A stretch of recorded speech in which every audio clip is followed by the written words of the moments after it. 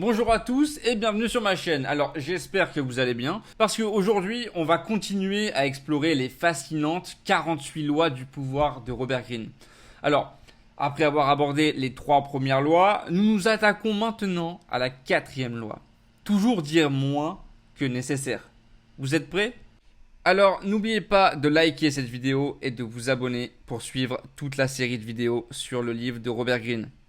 Et évidemment, si vous souhaitez écouter le livre de Robert Greene, Les 48 lois du pouvoir, totalement gratuitement en livre audio, n'hésitez pas à cliquer sur le lien dans la description de la vidéo. Parce que oui, j'ai mis un lien qui vous permettra d'avoir le livre totalement gratuitement sur Amazon Audible. Donc voilà, c'est une opportunité, ça n'arrive pas tous les jours, donc n'hésitez pas à cliquer sur le lien pour écouter le livre et vous enrichir intellectuellement. Le lien est dans la description de cette vidéo.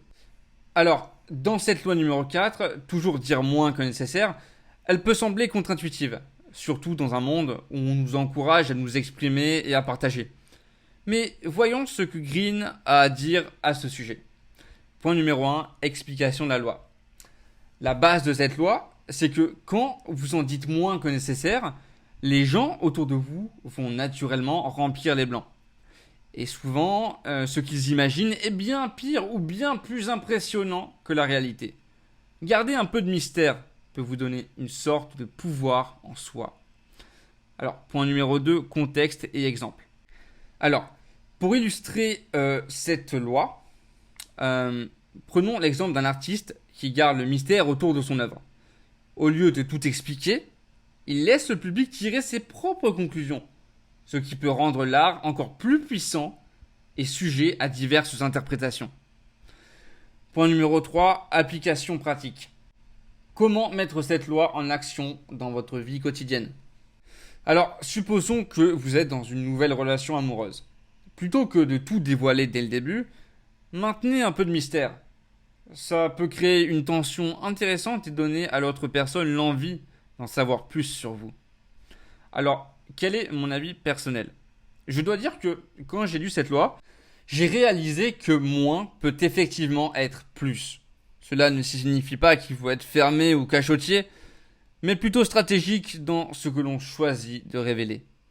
C'est une notion assez subtile mais extrêmement puissante une fois que vous commencez à l'appliquer. Alors, comme je l'ai dit tout à l'heure, si vous souhaitez écouter ce livre en livre audio totalement gratuitement, il vous suffit de passer par le lien qui est dans la description de la vidéo. Il y a une offre sur Amazon Audible qui vous permet de profiter de ce livre audio. Donc n'hésitez pas à cliquer sur le lien, c'est totalement gratuit. Et voilà pour la loi numéro 4 des 48 lois du pouvoir. Alors, si vous trouvez ces insights aussi fascinants que moi, je vous recommande vivement de lire le livre en entier. Vous ne verrez plus jamais les dynamiques de pouvoir de la même manière, je vous le garantis. Alors, si vous avez aimé cette vidéo, pensez à liker, à vous abonner et à laisser vos impressions dans les commentaires. Le prochain épisode, la loi numéro 5, arrive très bientôt. Alors, restez à l'écoute. À la prochaine.